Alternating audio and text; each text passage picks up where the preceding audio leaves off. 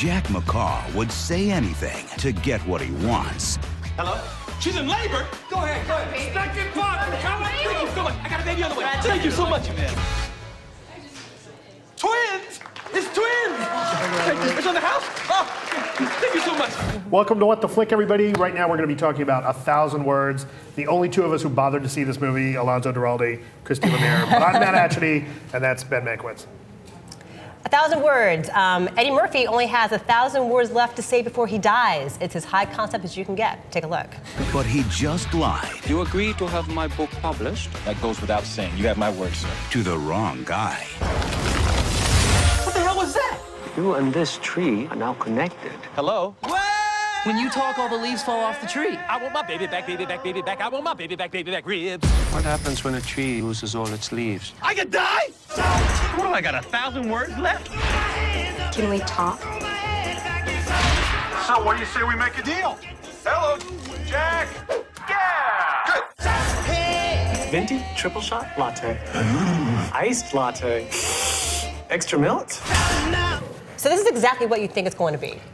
Pretty much, yeah. Only maybe worse, because you might not quite predict the 180 turn that it takes to complete, like, you know, daddy issues, new age. But you know he has to learn something. Yes, but he, right? I mean, he learns, like, they really lay it on with a trowel. Like, he all but, I mean, he actually has a therapist in the film, but literally he all but, like, has a breakthrough moment kind of.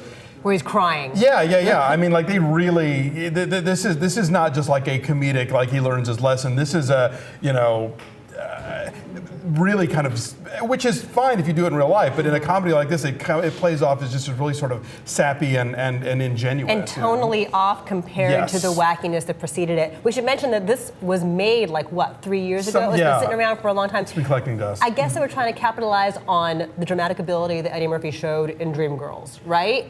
They thought he has this in him. Let's show it off along with the physical comedy that he's so good at. I guess, yeah. I mean, Dreamgirls at this point it feels like such an anomaly because it, like, he, in all of his other movies, he just so seems to be kind of phoning it in and, like, mugging and just sort of doing the sort of extreme shtick. And, you know, he used to be like this really fresh and dangerous comedian, and now he does these sort of kiddie movies. And, you know, this feels like a retread of, like, Liar, Liar. It's totally Liar, Liar, and yes. Click, you know. Click, yes. But that's kind of a funny idea that there is actually a Beyond section at the Bed Bath & Beyond. That was kind of the funny one idea. good idea, yeah. But I mean, it's one thing to make a movie where the person learns that family is important, but it's another thing to make a movie where somebody looks at the camera and says, "Family is important." Like, okay, but it's Ruby D saying it is Ruby D saying it. I know, and she's great, and it's a waste of her to be in this movie. It's also a waste of Kerry Washington, who is like one of the most beautiful actresses and like a great actress. Like, what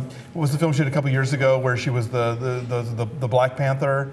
Oh, I didn't see it. Anyway, title's escaping my head, but she's an extraordinary actress. She's an Ali.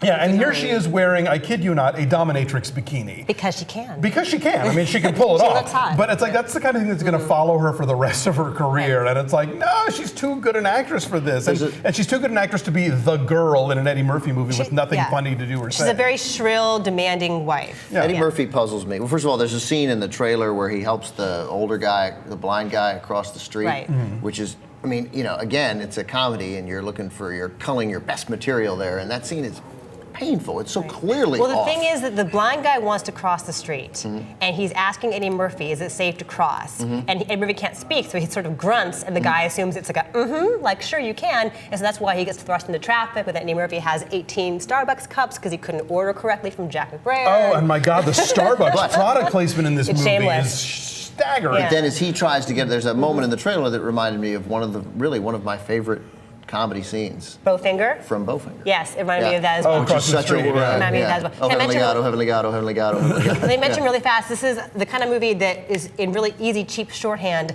has Eddie Murphy live in this incredibly cool, sleek, mid-century modern house, which is shorthand for he must be soulless and evil. Yeah, glib. I hate that. And then Kerry Washington wants him to move to some cute little traditional in Larchmont or whatever. Cozy cottage for the baby. Which means that he'll be a nice guy then all of a sudden. Whatever, Mitt Romney.